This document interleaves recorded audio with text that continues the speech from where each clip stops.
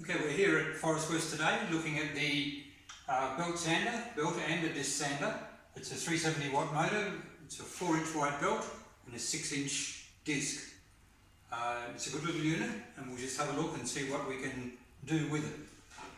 Obviously the slide table here gives us the ability to be able to go in at 90 degrees as well as adjusting it so that we can get any angle we'd like. So let's just look and see how it works.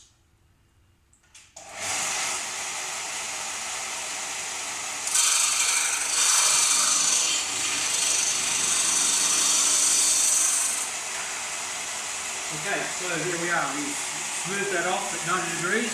Often you need a bit of a round on some of these, so we can easily remove the cable and simply round off the corners. That's what we want to do.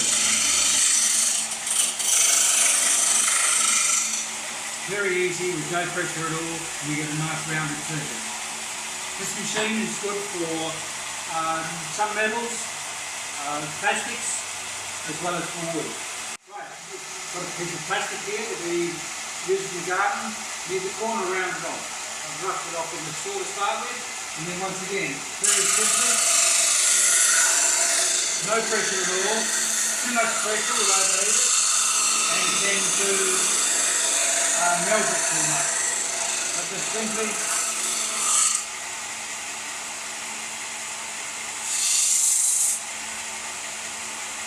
and there, quite simply, have the edge rounded off. As well as the disc sander, we also have the belt sander. It can be operated in the horizontal position and the vertical, so it depends what we want to do. So just to smooth off the edges, obviously straight on top, and take any rough edges off. If you want to put a chamfer on the corner, you can easily just roll them over.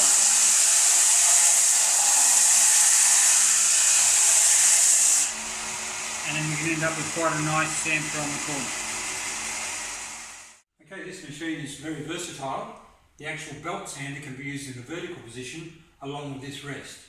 So it's simply a matter of getting an Allen key, loosening an Allen key which allows this to come off, and with a spanner, 2 bolts here to be loosened, and this can be moved into the vertical position and the bolt retightened so it's secure, and the rest pushes in position here, and the Allen key locks it up, and we're ready to go for the next vertical positioning. Okay, now that it's in this vertical position, it becomes a very versatile machine. Putting angles on wood for boxes or to make picture frames and getting the mitre right in the corner is always difficult. But using this machine, setting up the guide at 45 degrees, it's a reasonably simple job to be able to run it in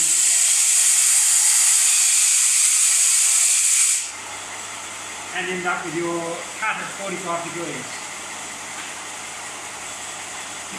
Picture frames like this are always difficult to hold in a miter saw, but on here you can leave it up against the frame, put it against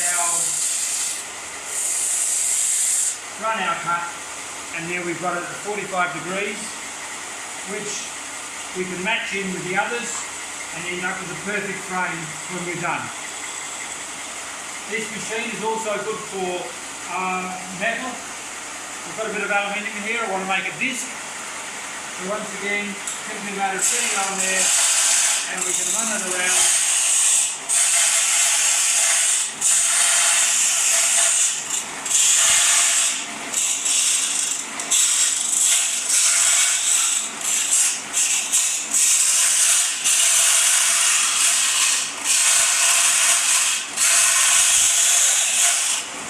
And what could be a very tedious job, we can certainly turn into a disc very easily.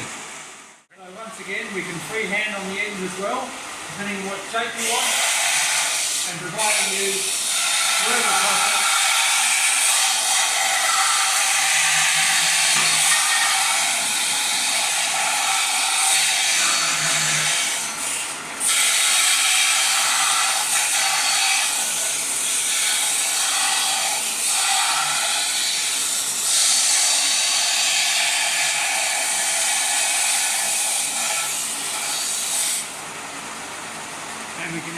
rounded edge or whatever you want to do on the end of it. The dust-proof switches here work well and keep the dust out of any electrics. Right, when you're using these machines, it's always important to set the guides up properly.